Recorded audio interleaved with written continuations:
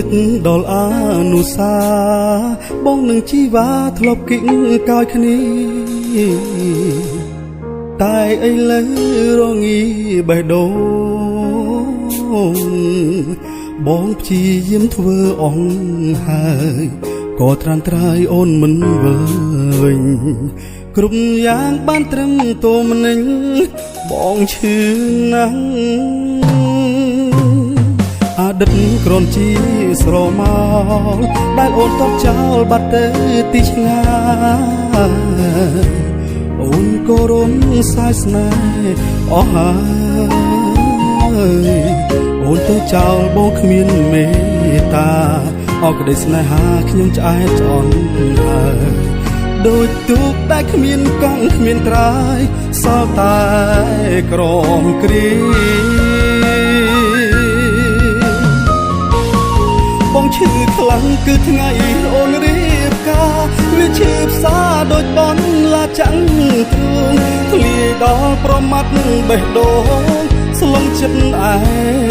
កាតែក៏ដឹងថាវាមិនអាចព្រោះមានស្ងួនដាច់ចិត្តណាស់ជីវ៉ាបងស្ទើរតែដាច់ខ្យល់ម្ដងពេលនឹកឃើញពីមុន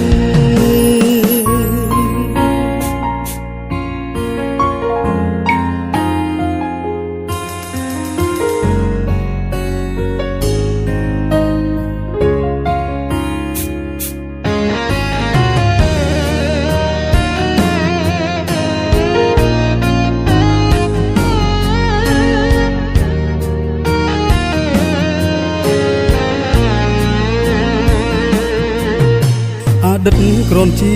ស្រមោលដែលអូនតបចោលបាត់ទៅទីឆ្ងាយអូនក៏រំសាយស្នេហ៍អស់ហើយអូនទៅចោលបងគ្មានមេត្តាអរក្តីស្នេហាខ្ញុំឆ្អែតឆ្អន់ហើយដូចទូកដែលគ្មានកង់គ្មានត្រើយសល់តែក្រមគ្រីបងឈឺខ្លាំងគឺថ្ងៃអូនរៀបការវាឈឺផ្សាដូចបនឡាចាំងទ្រូងធ្លាយដល់ប្រមាត់បេះដូងស្លងចិត្តឯកាតែក៏ដឹងថាវាមិនអាចព្រោះមានស្ងួនដាច់ចិត្តណាស់ជីវ៉ាបងស្ទើរតែដាច់ខ្យល់ម្ដងពេលនឹកឃើញពីមុនបងឈឺខ្លាំងគឺថ្ងៃអូនរៀបការវាឈឺផ្សាដូចបនឡាចាំងទ្រូងធ្លាយដល់ប្រមាត់បេះដូងស្លងចិត្តឯកាតែក៏ដឹងថាវាមិនអាចព្រោះមានស្ងួនដាច់ចិត្តណាស់ជីវ៉ាបងស្ទើរតែដាច់ខ្យល់ម្ដងពេលនឹកឃើញពីមុនបងស្ទើរតែដាច់ខ្យល់ម្ដងពេលនឹកឃើញរឿងពី